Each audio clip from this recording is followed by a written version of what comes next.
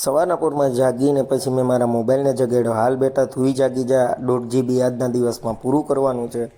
પછી આપણે નાહી ધોઈ લીધું, પણ તમને મોઢા ઉપરથી નહીં લાગતું હોય કે નાહી લીધું, પણ શું કરવું, મોઢું જેવું છે.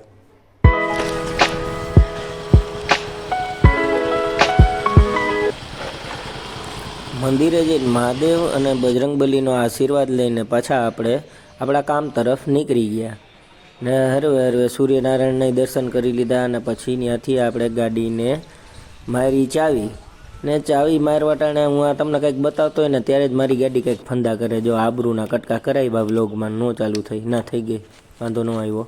પછી પોચા પગે નીકળી ગયા ને આવી ગયા આપણે કાઠિયા ને પછી આવી ગયા આપણે કાઠિયાવાડી કહુંબો પીવા. ને કાઠિયાવાડી કહુંબો હજી ઉકળતો હતો ને ગરમા ગરમ પેલો ધારનો આપી દીધી ભાઈ રકાબીમાં. આ હા ક્યાં બાત હે ભાઈ.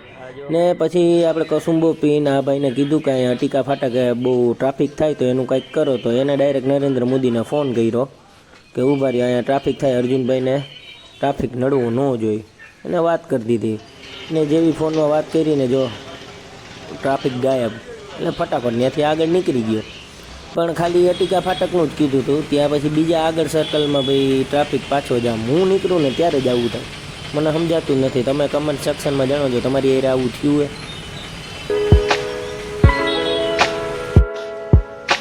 પછી હું આવી ગયો મારા જોંગાની દુકાને, એટલે કે મારા ભાઈબંધ નીરવની દુકાને. મને એમ કાંઈક કામ કરતો હોય છે મોબાઈલમાં અગત્યનું.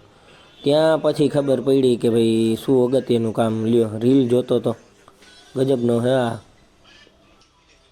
ઘણા લોકો કૂતરાને બિલાડી પાડતા હોય છે. આ એ જો પતંગિયું પાડ્યું, એ કે આઈ જ છોડાયું હોય ને જો એ કે હાકર બાકર નહીં બાંધવાની એમને. મેં એને કે અહીંયા રાખી દઉં ને તો એ કે ઉડે બુડે નહીં. વાહ મેં કીધું આ પતંગિયું બાકી સારું આને ભેગું જામી ગયું આને, બહુ કહેવાય. ને પાછો આપણે મોબાઈલ રિપેર કરવા બેસી ગયો. નીરવની દુકાનેથી નીકળીને મારા ભાઈબંધ પારસના ગોડાઉને આવી ગયો ને એ હંમેશા કહેતો આવતો નથી. ભાઈ કેવી રીતે આવું, જ્યારે હોય ત્યારે તું આ નોટ ને પાટી બુક ને મોબાઈલ લઈને જ બેઠો હોય ને નકરા શેના હિસાબ કરે ને સમજાતું જ નથી. વર્ષોથી હિસાબ જ કરે. તમને સમજાય તો કહેજો હિસાબ શેના કરે. ત્યાંથી આપણે હવે કહીને કે શૂટ કરવા જવાનું છે પ્રેન્ક, એટલે એના માટે આપણે બબડિયા થઈને નીકળી ગયા. પાછી જો ચાવી નાખી, ચાલુ થઈ ગઈ, વાંધો ન આવ્યો. પછી હવે પોચા પગે આપણે જાય છીએ વિનોદભાઈના ઘર સાઈડ. કે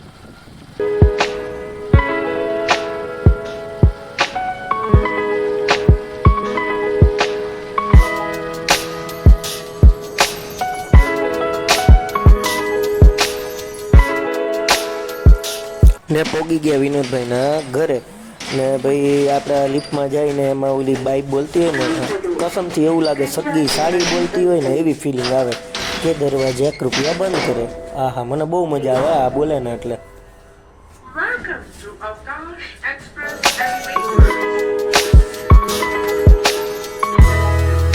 ક્યારના પોતે ઉતાવળ કરતા હતા કે ભાઈ હાલો શૂટમાં જવું, વહેલું કરજો. અહીંયા હજી પોતે વિચારે બૂટ ક્યાં પહેરવા, નવા 2 જોડી બૂટ લઈ આવ્યો, મને હજી બતાવે. મેં કીધું ભાઈ તમે તૈયાર નથી થયા? તો કે ના હું તો હજી વિચારું બૂટ ક્યાં પહેરવા.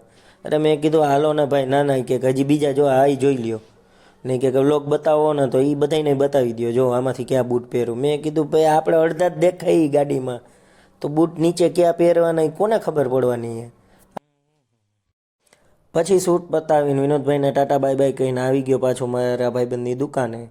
ને એ ભાઈ લાખો રૂપિયાનો કોક હારે વહીવટ કરતો હતો, એટલે પછી વોલ્યુમ ધીમું રાખ્યું, કહેવાય નહીં. મેં કીધું કેટલા કરોડનો હિસાબ હાલે, વળી કોક માગી જાય તો.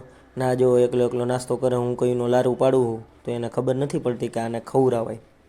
પછી પરાયણે દીધી મને વેફર 1 કટકો. જો જરાય ગમ્યું નહીં, એનામાંથી વેફર લીધી ને જરાય ગમ્યું નથી. પછી આને મારે કહેવું પડે કે હવે ભાઈ તું મને આ કોલ્ડ્રિંક પીવડાવવા, સારું ન લાગે, આખું ગામ વિડીયો જોહે. પછી જો એ પરાણે એમ નહીં કે હાલે હું તને બીજી પીવડાવું, એમાંથી જ દે. એવા અમારા ભાઈબંધમાં આમ શું પ્રેમ એટલો, બીજું એમ કાંઈ નહીં. અમારે હું ભળે એટલું જોઈ લ્યો અમે, એમાંથી મને એવી કાંઈ શરમ નહીં, હું પી જઈશ બધી.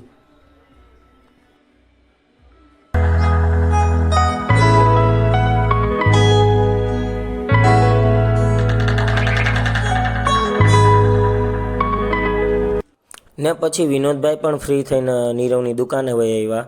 અને ભાઈ આજે નક્કી કર્યું કે ફેસબુકમાં અને યુટ્યુબમાં અમે બેને હારે બેસીને લાઈવ થવું છે. એટલે એનું સેટઅપ બધું ગોઠવતા હતા વિનોદભાઈ. અને મને પડખે બેઠા કંટાળો આવતો હતો ને હું રમત રાડા કરતો હતો. ભાઈ જલ્દી કરો મેં કીધું, હવે મને નીંદર આવે, તમે જલ્દી લાઈવનું કંઈક કરો મેં કીધું. એમાં કંઈક આઈડી પાસવર્ડ રમતા હતા ને ફાઇનલી ભાઈ અમે ફેસબુકમાં ને યુટ્યુબમાં લાઈવ થઈ ગયા. ઘણા લોકો, હજારો લોકોની સંખ્યામાં અમને જોતા હતા લાઈવ. બહુ મતલબ બહુ મજા આવી ને ભાઈ. પછી જે સીન થયો છે કે લાઈવમાં ખાલી અમે એટલું જ બોલ્યા હતા કે 10 મિનિટ સુધી આ શોપે અમે બેસીને લાઈવ કર્યું છે. ત્યાં તો ભાઈ અમારા સબસ્ક્રાઈબર જે કહીને કે મામુ લવર્સ, ઘણા લોકો અમને મળવા ત્યાં રૂબરૂમાં આવી ગયા. અને ભાઈ ત્યારે તો અમને એટલી બધી મોજ આવી ને કે એની કોઈ વાત જ નથી. કે ખાલી અમે બોલ્યા ને એને 2 મિનિટ થઈને 2 મિનિટમાં તમે અમને ગોતતા આવી ગયા ને. બધાનો કહીને કે દિલથી એમ આભાર કે આટલો બધો અમને તમે પ્રેમ કરો છો, સપોર્ટ કરો છો. અમારા વિડીયો તમને આ હદ સુધી ગમે છે ભાઈ. હકીકતે ઓલી કહીને કે ખુશી કે આંસુ આ ગયા આ બધું સીન જોઈને. એમાંય જુઓ આ નાનો છોકરો પણ અમારો મોટો ફેન છે ને આ ભાઈ ઓછામાં ઓછા કેટલા 7-8 કિલોમીટરથી દૂરથી આવ્યા ખાલી અમને રૂબરૂમાં મળવા. સારું ભાઈ, હકીકતે આ સપોર્ટ તમે આમનામ જ રાખજો ને આગળ જતા અમે તમને કહીને કે હસાવાના અને કાંઈક ને કાંઈક નવા પ્રયત્ન કરતા રહેશું. ભાઈ સીન જ અલગ હતો કે આમ કીધું ને કે ભાઈ અમે 2 મિનિટ 5 મિનિટ જ અહીંયા છીએ, ત્યાં લોકો અમને સ્પેશિયલી મળવા આવ્યા. તો ભાઈ આ બધા ભાઈઓ જે પણ મળવા આવ્યા આ વિડીયો જોતા હોય તો ભાઈ થેન્ક યુ. આ જ રીતે સપોર્ટ કરતા રહેજો અને વિડીયોને શેર કરજો. તો આજનો વ્લોગ કેવો લાગ્યો કોમેન્ટ સેક્શનમાં જણાવજો અને બીજા વ્લોગ સાથે ફરી પાછા મળશે. અને મારા વિડીયોને લાઇક, કમેન્ટ ને શેર કરવાનું ન ભૂલતા. ચલો બાય બાય.